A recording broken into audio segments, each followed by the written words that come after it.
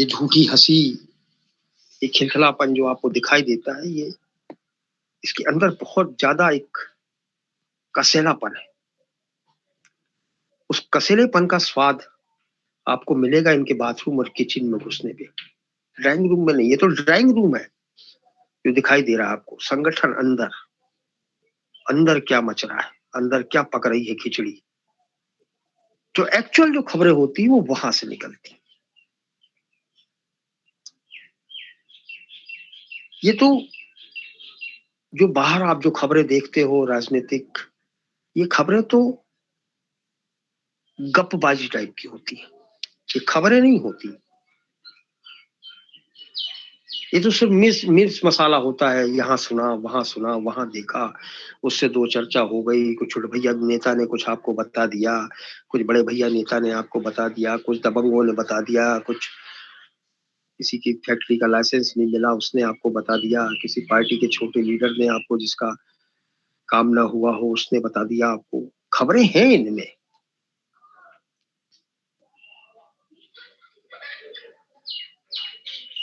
लेकिन इन खबरों के अलग पत्रकार कोशिश करता है कि वो इनके भीतर खाने जाए और भीतर खाने में अपनी पैठ जमाए, तो वहां से जो चीजें निकल के आती है ना, वो विस्फोटक हो जाती है। उसका कोई काट नहीं होता, क्योंकि फिर जो लिखा गया है उसके विरुद्ध में बोलना इनके बस की बात नहीं होती। फिर वो ताज्जुब होता है उनको, एक खलबली से उनके दिमाग में मचती है कि बात ये फूट कैसे गई। अभी तो षड्यंत्र रच ही रहे थे डकैती डालने का, और मौके पे धरा गए, डकैती डाल ही नहीं पाए। वहां चिढ़ होती है, वो होती एक्चुअल। वहां आपने पैर रख दिया तो समझ लो कि ये आपका लिखा हुआ और सांप का काटा हुआ एक बराबर हो गया। फिर पानी नहीं मांगता, कि साष्टांग होता है आपके सामने। फिर जाकर के आपको आपका महत्व आपको स्वयं पता लगता है, फिर आपकी मेहनत आपको स्वयं पता लगती है। तो ये राजनीतिक लेखन, इसके दोनों मायने हैं। घुसो राजनीतिक लेखन में तो पूरी तरह से उतर जाओ, उतर जाओ पूरे, इतने उतर जाओ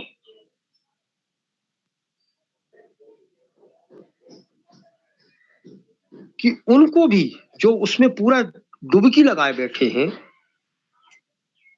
उनको भी पता न लगे कि कितनी गहराई तक आप उतर चुके हैं। वो जितने डूबे हैं उससे नीचे यदि आप डूब करके उनकी टांग पकड़ लोगे तो उनको पता भी नहीं लगेगा कि नीचे से पैर मेरा किसने पकड़ा है। ये राजनीतिक लेखन की गहराई होती है। इसकी थाह पाना बड़ा मुश्किल होता है राजनेताओं के पास। कभी कभार मुख्यमंत्री को भी पता नहीं लगता, और पत्रकारों को पता लग जाता है कि कल इनकी विदाई तय हो गई है। तो ये घुसपैठ। मीडिया को खबरें क्यों पता लगती? राजनीति लेखन या राजनीतिक विश्लेषक जो चीज लिखते हैं वो कितना ठोक बजाकर लिखते होंगे, आप इसकी कल्पना नहीं कर सकते। वो होता तभी है जब उनके साथ ही आप रच बस जाओ और उनको पता ही नहीं लगे कि बंदा घुसपैठ कर गया।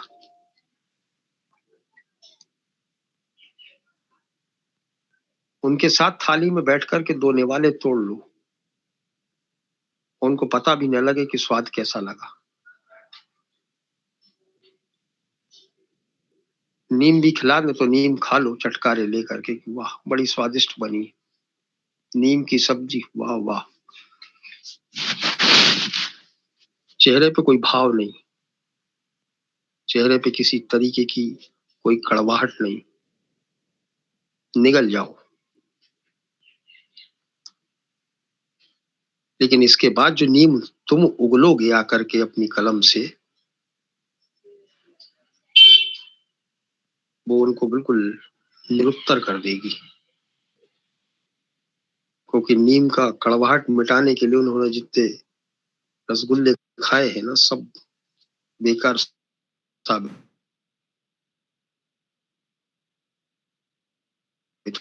हो। ऊपर वो खबरें जो आपको आनंदित करती हों, उनको आनंदित करती हों, उनको प्रफुल्लित करती हों, उनके सम्मान को बढ़ाती हों, उनको बड़ी गुदगुदाती हों। आहा, मेरे बारे में क्या लिखा गया आज, गजब, तारीफ क्या है, कल तो मैं मुख्यमंत्री बनने वाला हूँ। आहा, एक विधायक जी का आपने लिखा, विधायक जी को लगा कि हाँ, कल तो शपथ पक्की है अपनी, पीडब्ल्यूडी मिनिस्टर बनने वाला हूँ, खुश। ये ऊपरी लेखन है। अंदर का लेखन ये है कि मंत्रिमंडल के लिए भैया जी आपका नाम तो है, लेकिन अंदर खाने की बात ये है कि मंच पे चलने से पहले दूसरे नाम की घोषणा होने वाली है। ये पकड़ है, यहाँ पत्रकार जीतता है। इस लेखन की आवश्यकता यहाँ पड़ती है।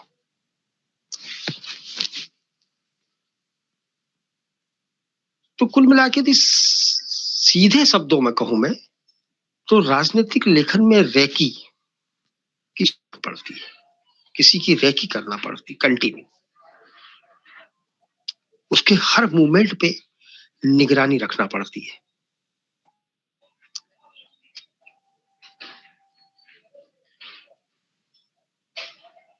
हर चीज की भनक, उसको भनक ना लगे उसके पहले की भनक। राजनीतिक लेखन वो नहीं होता कि 10 अखबारों ने लिखा, 10 लोगों ने बोला, उसको नए कलेवर में प्रस्तुत कर दिया गया। नहीं,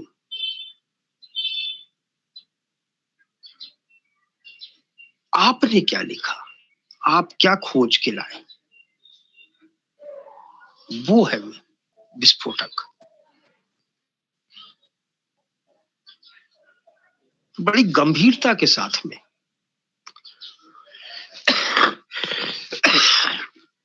बड़े फूक फूक के कदम रख करके यहाँ अपनी पैठ बनाई जाती है और तब जाके लिखा जाता है। ऐसे आमतौर से यदि कह दिया जाए कि आपको कोई डिस्पैच लिखना है, तो आप कलम चला लोगे, जो आपने सुन रखा है, जो आपके दिमाग में टीवी चैनल्स देख रहे हो, आप अखबार पढ़ रहे हो, पत्रिकाएं पढ़ रहे हो, इन सब चीजों पे जो आपके दिमाग में, जो जहन में जो तस्वीर बस गई है, आप उसको कलम से उतार लोगे। इससे ज्यादा उसमें नयापन कुछ नहीं होगा। सुनी सुनाई बातें, देखी सुनी, कई लोगों ने कई रूपों में सुनाई है, आपने उसको नया कलेवर दे दिया। घुमा फिरा के वही बातें हैं जो सामने आ चुकी हैं। होता है अक्सर, अक्सर देखने में मिलता है। कुछ नई चीजें एक दो आ जाती हैं, कुछ विचार नए आ जाते हैं, थोड़ा सा ताना बाना कुछ इधर उधर, कुछ उद्धरण इधर उधर के इकट्ठे हो जाते हैं, कुछ नयापन पुराने में लाने की कोशिश होती है। लेकिन अलग बात वही होती है कि जो घूम फिर के आपके सामने आ गई है, आपने देख ली है, सुन ली है, पढ़ ली है। नया कुछ नहीं होता, नया कुछ वही होता है जो मैं आप पीछे घुसो।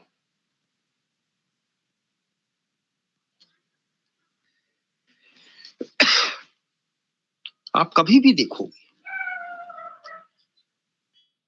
जब राजनीतिक या राजनीति पे जब कलम चलाई जाती है, तो अधिकतर अधिकांश पत्रकार वो हैं जिनकी पैठ बहुत अंदर तक पहुंच गई है। बहुत अंदर तक धस गए हैं वो इतने अंदर धस गए हैं कि संगठन को भी कई कई बार इन पत्रकारों की मदद लेना पड़ती है कि अब उलझ गए, बताओ क्या करना है। इतने अंदर तक बैठ जाते हैं। जब वो पत्रकार कलम उठाते हैं तो परिवर्तन शुरू हो जाता है। तो आप बिल्कुल गंभीरता के साथ में इस चीज को आप समझो कि पत्रकार जो दिशा बदलते हैं या पूरा एटमॉस्फेयर चेंज कर देते हैं, पूरा वातावरण बदल देते हैं,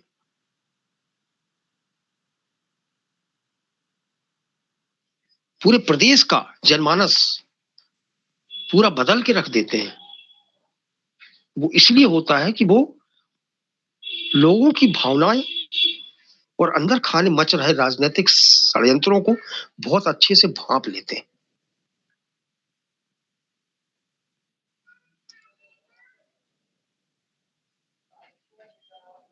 क्योंकि हमेशा आप देखोगे कि अखबार मीडिया पूरी तरह से मतलब सत्ताधारी दल दबंगाई के साथ में बैठा रहता है, नेताजी दबंगाई के साथ में बैठे रहते हैं, पूरी पार्टी शासन करती है, पूरे राज्य में व्यवस्थाएं सुदृढ़ दिखाई देती हैं, सब व्यवस्थित दिखाई देता है, लेकिन पत्रकारों को व्यवस्थित दिखाई नहीं देता। उन्हें हर जगह कुछ न कुछ ऐसा घटित होता दिखाई देता है जो इन राजनीति करने वालों को दिखाई नहीं देता। क्योंकि राजनीति करने वालों के आंखों पे एक ऐसा चश्मा होता है कि उनको सब अच्छा ही अच्छा दिखाई देता है। लेकिन पत्रकार 3D चश्मा लेकर के देखता है, बड़ी धुंधली तस्वीरों को बड़ी अलग अलग इमेजिंग करके देखता है, हर घटनाक्रम को वो जोड़ जोड़ के देखता है। बिल्कुल क्राइम पेट्रोल जैसा क्राइम सीन सीरियल देखते होगे आप लोग। बिल्कुल पुलिस वाले जिस तरीके से क्राइम सीन तैयार करते हैं ना, उसका पिक्चराइजेशन जिस तरीके से होता है उस तरीके से पिक्चराइजेशन करता है, हर घटना को जोड़ता है और हर घटना के मायने निकालता है और फिर उन सब का जोड़ तोड़ निकाल करके वो एक ऐसे मकाम पे पहुंच जाता है कि घटनाएं किस तरीके से और किस एंगल से और किस वजह से घटित हुई है और इसका इम्पैक्ट क्या होगा, और उस इम्पैक्ट को वो जनता के बीच ले जाता है। वो जनता के सामने पूरी पोटली खोल के रख देता है। फिर परिवर्तन, फिर बदलाव, जनमानस तैयार हो जाता है। किसी भी कितना भी बड़ा लीडर हो, कितना भी बड़ा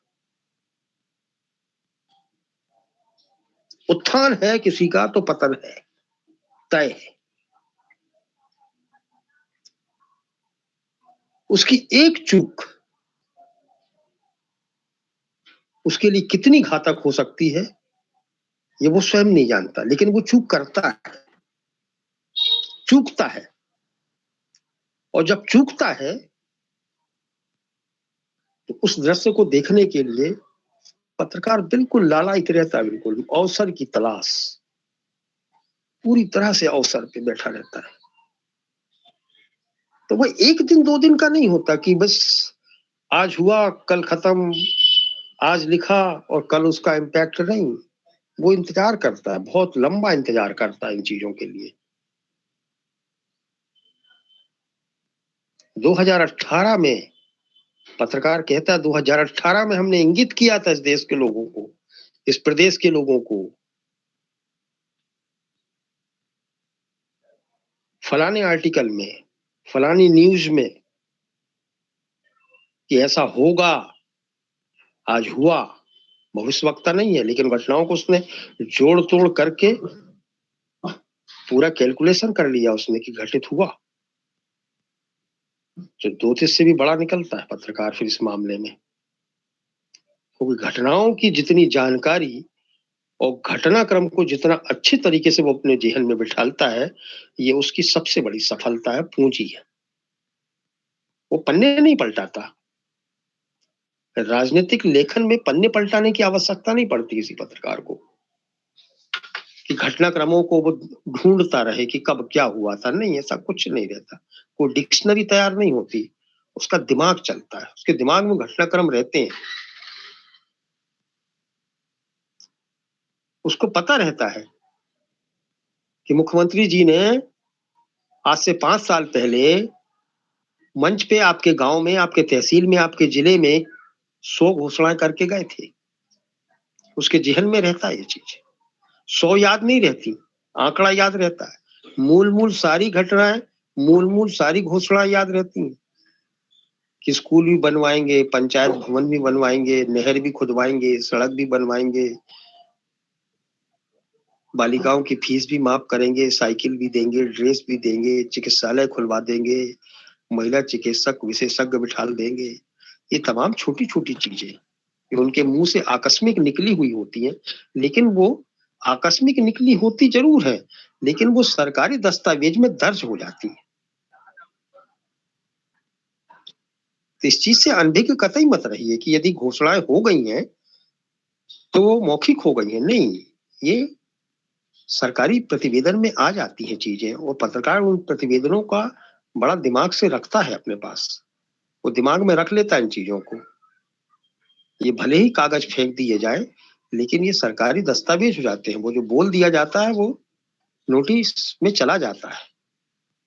वो चाहे कलेक्टर साहब नोट करे या तहसीलदार साहब नोट करे, चाहे पटवारी नोट करे या एसपी साहब नोट करे, कोई भी नोट करे सरकारी नुमाइंदा, लेकिन ये सारी चीजें जो होती हैं ये नोट डाउन हो जाती है।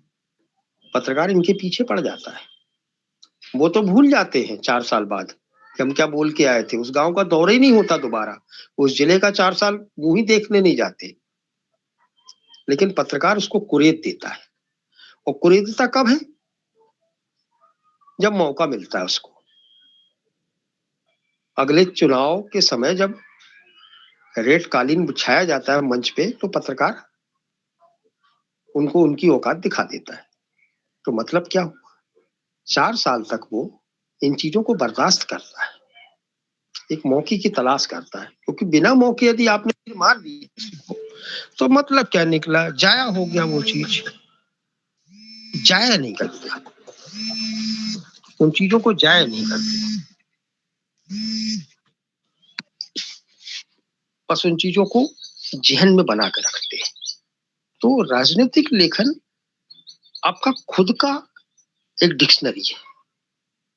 जब भी राजनीतिक लेखन के लिए तो पहले गंभीरता से उन विषयों को पढ़ो, उन चीजों के पीछे पड़ जाओ। सन, घोषणाएं, योजनाएं, उनकी कथनी, उनका कथन, ये सारी चीजें जहन में स्टॉक करती है। जब आप लिखना शुरू करते हो तो ये सारी चीजें आपको रिमाइंड करती चली जाती। सुना, आपको पूरा पूरा 5 5 6 6 साल का पूरा डायग्राम आपके सामने आ जाता है कि 2005 में क्या बोला था, 6 में क्या बोला, 7 में क्या बोला, 8 में क्या बोला, कहाँ गए, किसको बिठाला, किसको इज्जत दी, किस सरपंच जी को गले लगाया। ये सारा बैकग्राउंड, मतलब एक उदाहरण बता रहा हूँ आपको, छोटा सा उदाहरण। बड़े प्लेटफॉर्म पे बड़ा हो जाता है, लेकिन आती चीजें नीचे से ही है। तो किसी भी चीज को यदि आप देखते हो, यदि किसी सभा में आप जा रहे हो राजनीतिक, किसी नेताजी का भाषण सुनने जा रहे हो, तो उन चीजों को देखो जो आपकी जेहन में सहजता से उतर जाए। उन चीजों को देखो जिसको आप 4 साल 5 साल बाद कल्पना कर सको कि ऐसा था तो ऐसा हुआ, ऐसा होना था नहीं हुआ, नहर आना थी नहीं आई, सड़क बनना थी नहीं बनी, चिकित्सालय बनना था नहीं बना, पंचायत भवन बनना था, नहीं बना। स्कूल की छत गिर गई, नहीं बनी। आप इनको अलहदा बिल्कुल मत समझो कि ये अलग विषय है, ये विषय वहीं से है। सब राजनीतिक लेखन में आपको मिलेगा। वही बात मैं कह रहा था कि राजनीतिक लेखन वो नहीं है कि जो उठापटक चल रही है, ये सब राजनीति से पत्रकार उसको इस तरीके से मोल्ड करके लेके आता है कि वो सब राजनीति में धस जाता है, उसको उस प्लेटफॉर्म पे खड़ा कर देता है। ये सब राजनीति से जुड़ा हुआ है, ये जो बोल के गए हो भैया, ये सब राजनीति से है। क्यों? कि आपने तो वो निकाल लिया कि हमको किस वार्ड से, किस मोहल्ले से, किस गांव से कितने वोट मिले थे। इस गांव से वोट नहीं मिले तो उस गांव में चिकित्सालय नहीं बनेगा। भैया जिताए नहीं आपने हमको। पत्रकार इस चीज को जहन में रखता है, लेकिन नेताजी का दिमाग सिर्फ कल चलता कहाँ है, उस गांव से वोट नहीं मिले। पत्रकार को उस गांव से कोई लेना देना नहीं, आपने तो उस गांव के लिए कहा था। इन चीजों को ध्यान में रखता है और ये चीजें वो 4 साल 5 साल बाद बुलाता है। किसी भी घटनाक्रम को लेकर के तात्कालिक रूप से कुछ नहीं होता, लंबा समय इंतजार करो, पिछला भी देखो, अगला भी देखो, और जहां आप खड़े हो वहां से भी देखो।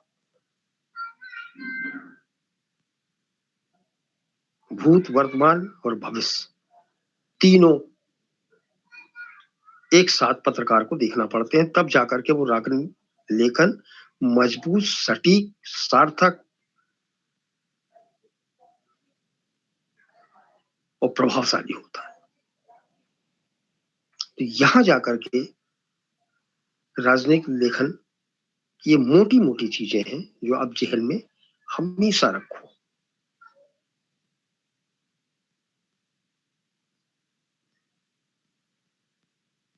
तो ये बुनियाद, ये चीज जो मैंने आपको बताई, ये सिर्फ आपके लेखन के लिए।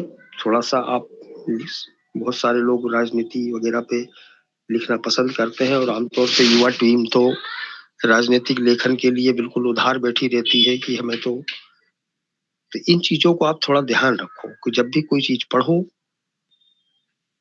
तो आप पीछे से भी पढ़ो, बीच में पढ़ो, और उसका भविष्य का मूल्यांकन आप करो। लेकिन पीछे के घटनाक्रमों को जब आप देखोगे और वर्तमान के घटनाक्रमों को देखोगे,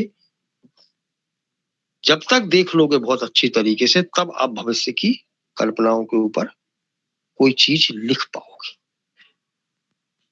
तो किसी के पीछे बिल्कुल देखो तो पूरा देखो, उसको अधूरा नहीं, कान का सुना नहीं,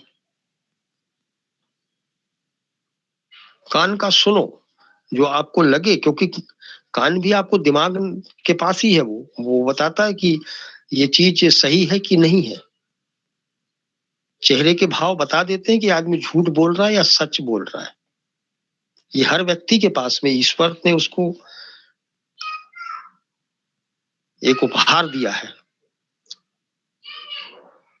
कि वो पहचान लेता है। और पत्रकार के पास में थोड़ा एक्स्ट्रा पावर्स हो जाते हैं उसको ग्रहण करने के, क्योंकि वो उस कला में माहिर होता है। तो आप उस कला को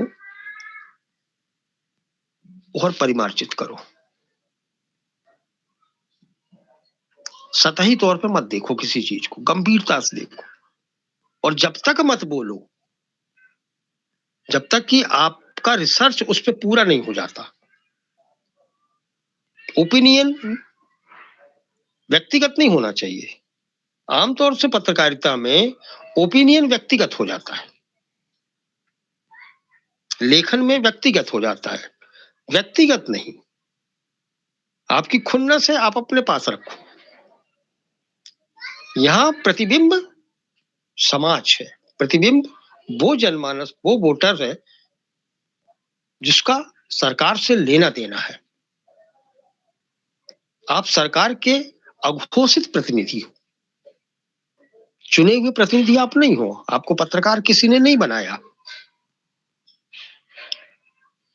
तो जिम्मेदारी यहां बढ़ जाती है कि बेस से रिपेयर का नहीं, बिना तर्कों का नहीं, बिल्कुल सटीक, तर्कपूर्ण, ठोस। भविष्य की यदि ओपिनियन दे रहे हैं तो अगला पिछला सब देख लो, क्योंकि चूके तो पत्रकार का कैरियर भी चूक जाता है। यहां चूक कुछ नहीं होती। तो यहां इसीलिए बड़ी सावधानी के साथ में लिखा जाता है किसी चीज को।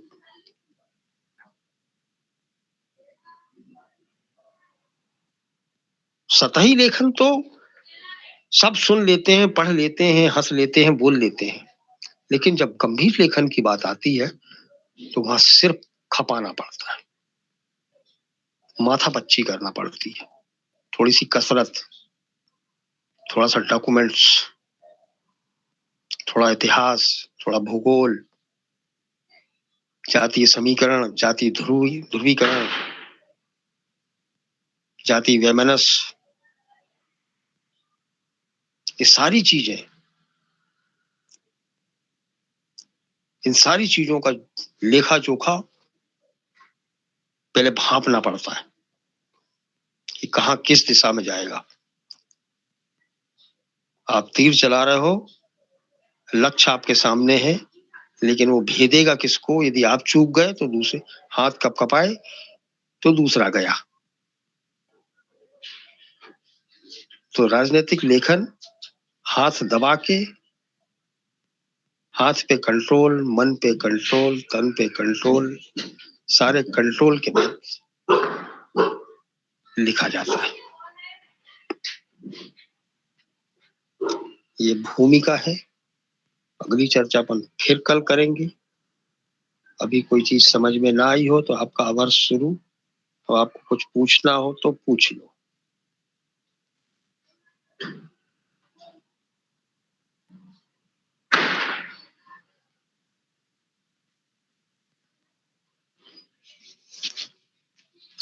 माइक खोल लीजिएगा, जिसको कुछ पूछना हो तो पूछ लेना।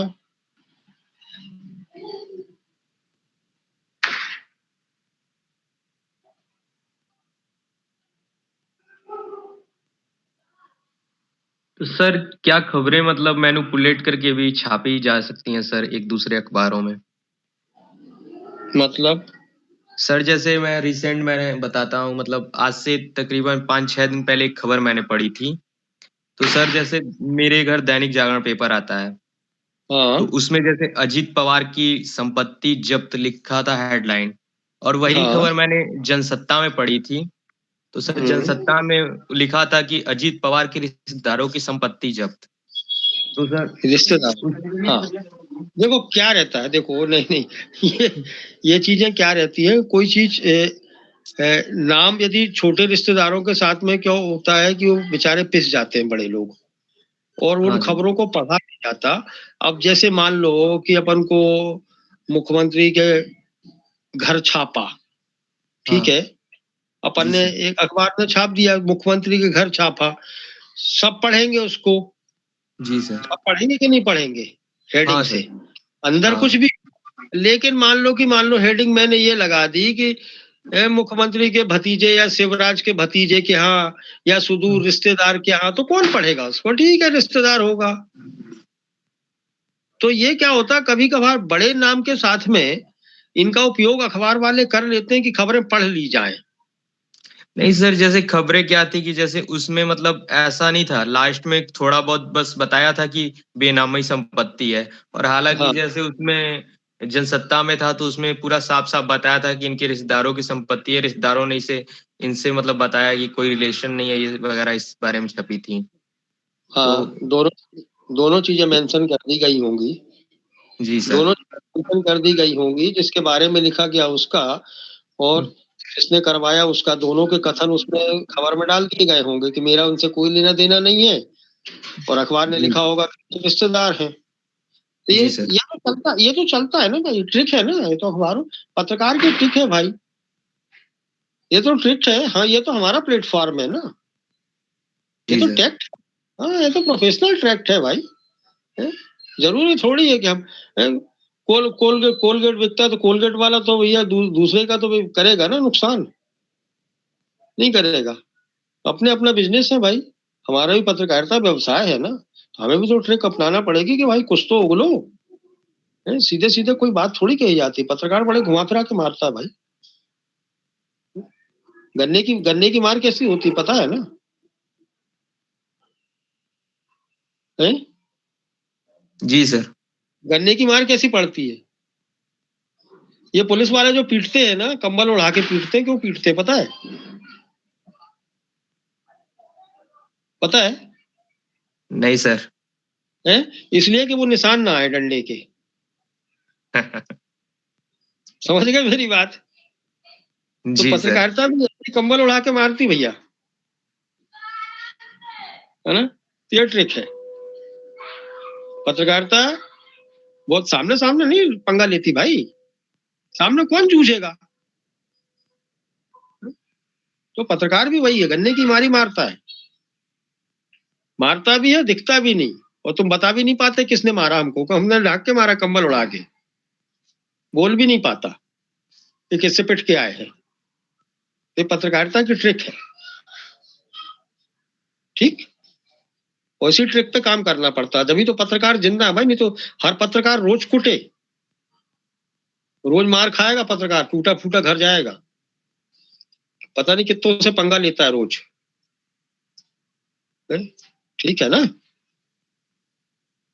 समझ गए? सर एक सवाल था। बोलो कौन? सर कौन बोल? सर महाराष्ट्र से एक और खबर थी।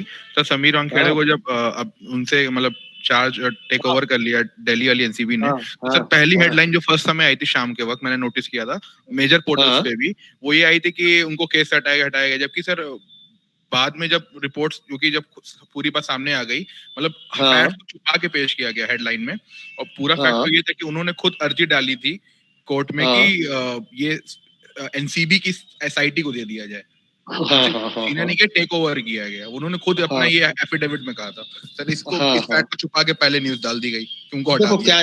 देखो क्या रहता है कि आप इलेक्ट्रॉनिक मामले में या फिर आज के तारीख में मीडिया जो है, और इतने ज्यादा ये आपका सोशल मीडिया और सारी चीजें, इंटरनेट, ये सब सारी चीजें इतनी ज्यादा, इतनी फास्ट हो चुकी हैं कि हर क्षण चीजें बदल जाती हैं, हर क्षण चीजें बदल जाती हैं।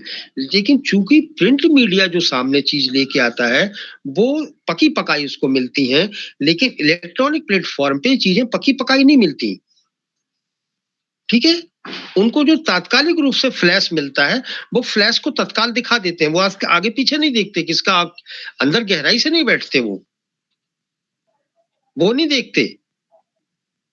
उनके साथ में आया हवाई जहाज क्रैश हुआ, 300 लोग उसमें सवार थे, वो लिखता हवाई जहाज क्रैश हुआ, 300 मर गए, तत्काल पट्टी चल जाएगी इलेक्ट्रॉनिक चैनल पे, टीवी पे, 300 मर गए। और सवेरे जब समाचार पत्र को आपको पढ़ोगे तो पता लगा कि उसमें 30 मरे, बाकी बच गए।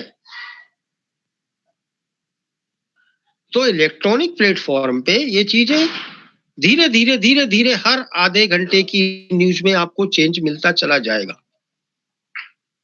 ट्रेन एक्सीडेंट हुआ, 2 डब्बे पटरी से उतरे, 150 लोग मर गए, वो पट्टी चला देंगे कि एक बोगी की क्वांटिटी है 80 80 80 160 हो गए, 160 मर गए, पता लगा कि वो बोगी खाली थी।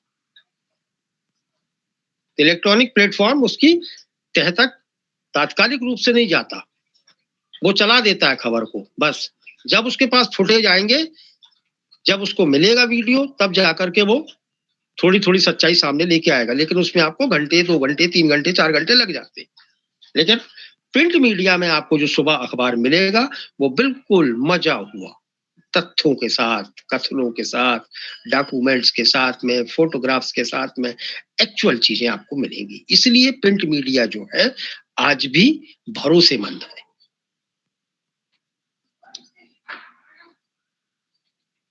सहमत हो मेरी बात से? हाँ सर सहमत है सर। अभी वो खबर भी प्लांट कर दी गई थी, मुकेश अंबानी लंदन शिफ्ट हो रहे हैं। अरे भैया देखो क्या है, बिजनेस है, वो इलेक्ट्रॉनिक प्लेटफॉर्म पे तो बहुत बड़ा एम्पायर है भाई, बहुत बड़ा बिजनेस है भाई।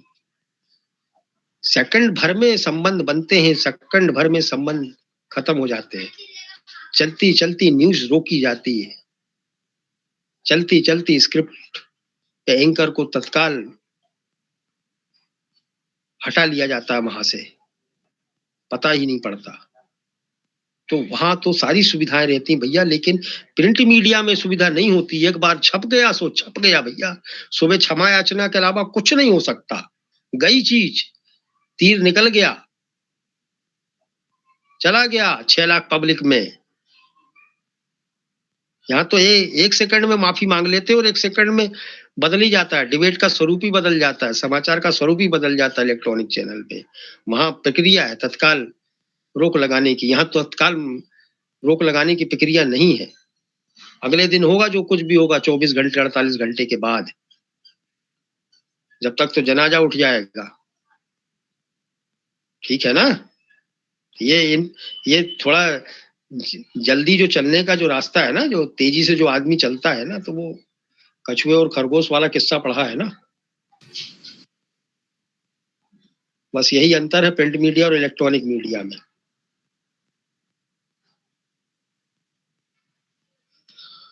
हाँ जी, हुआ क्लियर? जी सर। बस भाई ऐसी छोटी मोटी चर्चाएं होती रहती है, तो आप लोगों का भी थोड़ा सा दिमाग यहाँ वहां से डाइवर्ट हो जाता है, तो बोझिलता थोड़ी दूर हो जाती है। और कोई पूछ रहा है कुछ? हाँ अनु, प्रिया। हाँ सर, मेरा एक सवाल था। हाँ जैसे कि सर मतलब बोलिए। आपने बताया कि पत्रकार पैड बनाने का कार्य करते हैं, तो सर मतलब पत्रकारों द्वारा ये माहौल बनाने का कार्य भी किया जाता है। जैसे कि सर अभी अभी आखिरी उसके उदाहरण की बात करें, जैसे शिवराज सिंह मुख्यमंत्री जी के खिलाफ ये मतलब नेताओं की जो घेराबंदी की जो खबरें आई थी, तो उस प्रकार से उसके बाद वो बाकी के नेताओं को आगे सामने वो सफाई भी पेश करनी पड़ी थी। तो ये सारे सारा पत्रकारों का ही कार्य था, क्योंकि तो आम जनता में लगाओ काम कौन करता है? हाँ है? जी सर। आग लगाने का काम कौन करेगा? पत्रकार भैया आग भी लगाता है, तापता भी बहुत अच्छे से, बड़ा मजा आता है। ठीक है ना? लेकिन बस लकड़ियों की जुगाड़ उनसे करवाता है। समझ गए? हाँ हैं? लकड़ियां हाँ सर उनकी वही। रहती हैं। नहीं, लकड़ियां उनकी रहती हैं, आग हम लगाते हैं और बैठ के उनके साथ तापते भी हो, चाय भी पीते हैं। और उनको पता ही नहीं होता कि सारी चाय भी हमारी है, आग भी हमारी ताप रहे हैं, लकड़ी भी हमने दी है। उन उल्लुओं को पता ही नहीं लगता, वो पत्रकार ताप के चला जाता है। तो यही तो कला है पत्रकारिता की। लकड़ी भी तेरी, आगे हमने तापी, चाय भी तेरी पी और चले गए, और तुम तप रहे हो। हमारी ठंड दूर हो गई, तुम तप जाओ। तो तपाने की कला है ये। एक सर मेरा ये व्यक्तिगत प्रश्न भी था थोड़ा आपसे। सर आपको कब तक लगता है, मतलब एक तरीके से आप सर विशुद्ध पत्रकार के रूप में आपसे पूछूं मैं, तो ये मतलब आपको कब तक लगता है सर के मतलब ये अपने मुख्यमंत्री जी का राज है जब तक, मतलब कब यार तक? भैया ऐसे क्वेश्चन मत पूछा करो यार, बता तो दूंगा। मत पूछा करो। मैं भी पत्रकार हूँ भैया, मेरी जीविका इसी से चलती भाई। मैं दाल रोटी इसी से कमाता हूँ। क्यों मुख्यमंत्री से पंगे करवा रहा हूँ? वैसे ही पंगे कम नहीं है मेरे उससे। ठीक है सर। और मेरा बहुत पुराना मित्र है भाई, सांसद जब से रहा, जब से मैं उसको जानता हूँ, है ना। सर उसके आपके घर बाल है। वही क्षेत्र आपने कवर भी किया है ना सर, मालवा और वो नहीं सारा। भैया, वो पहली बार सांसद बना था तो उसके घर में ये दोनों मियाँ बीवियों ने मेरे को बुला करके पूजा भी था ब्राह्मण के रूप में, है ना। बाद में, है ना। तो ये तो राजनीति है भैया, कब कहाँ ले जाए कोई भरोसा नहीं है ना। ये हमारा भी सर वो गृह जिला है ना उनका, विदिशा, तो सर वो हाँ जिज्ञासा विदिशा। उस प्रकार से आती रहती है। नहीं नहीं, मैं तो अभी उनके घर भी गया था भाई, जैत। अच्छा। हाँ। नहीं, मेरे संबंध अच्छे हैं भैया, बना रहे, वो आदमी अच्छा है।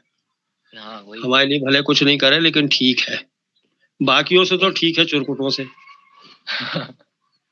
वही है सर, कम से कम किसानों के ऊपर तो राजनीति होती है अभी प्रदेश में, कम से कम और मुद्दे तो नहीं आए हैं, जैसे कि अपने लेकिन भैया आसपास के प्रदेशों में जैसे सर। लेकिन जितना तुम नहीं जानते हो तुम्हारे गृह जिले का, उतना मैं जानता हूँ उसको बहुत अच्छी तरीके से। है ना। हाँ मैं तो सर, आप मैं उन बिल्कुल जानते हो। लोगों से जानता हूँ, उन लोगों को भैया उम्र में थोड़े से ज्यादा पढ़े लिखे हैं, ठीक है ना, लेकिन ये लोग जब राजनीति में उतरे थे, जब से मैं उन लोगों को जान रहा हूँ, है ना, तो बहुत चतुर खिलाड़ी है वो, मध्य प्रदेश में किसी को टिकने नहीं दिया, हाँ, अच्छे नेताओं को साफ कर। है ना। तो इस प्लेटफॉर्म पे मुझसे मत खुलवाओ। ठीक है सर, आपसे मतलब व्यक्तिगत तौर पे कभी पूछेंगे सर, मिलेंगे तो।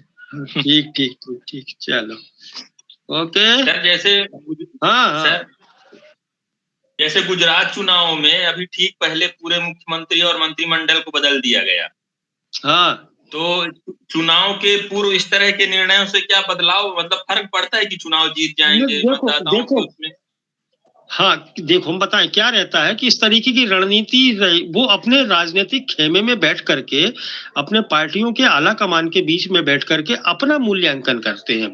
वो अपनी रणनीति तैयार करते हैं, लेकिन पत्रकार का देखने का नजरिया अलग होता है। वो पत्रकार इन चीजों को अलग नजरिए से देखता है और फिर अपना ओपिनियन फिट करता है कि ये बदलाव किस तरीके से जाएगा। वो जनमानस के बीच में जब तक जाएंगे, उसके पहले इनका भंडाफोड़ वो पब्लिक के बीच में कर देता है। ये उसका ओपिनियन होता है, ये पत्रकार की खुद की कुशलता होती है। तो ऐसी चीजों को सर, जैसे आदिवासी बहुल्य प्रदेश है मध्य प्रदेश, ऐसे प्रदेशों में भी फायदा हो सकता है? नहीं नहीं नहीं, ऐसा कुछ नहीं होता। देखो ये तो वो अपना धंधा कर रहे हैं, जी आप अपना कर रहे हो। आपका अपना पेशा अलग है, उनका पेशा अलग है। हम तो अलग अलग काम कर रहे हैं ना। हम जनता के लिए काम कर रहे हैं, वो भी जनता के लिए काम कर रहे हैं, लेकिन हमारे काम करने का तरीका अलग है, उनके काम करने का तरीका अलग है। हम उसको एक्सपोज कर रहे हैं,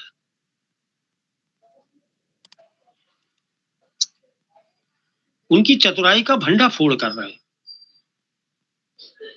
थीम एक ही है, लेकिन लाइन अलग अलग। ठीक, जी सर। ओके, चलो कल मिलते हैं। Okay bye. धन्यवाद thank you sir. Sir. Thank you sir. Thank you okay sir. Bye sir. गए। Thank you sir.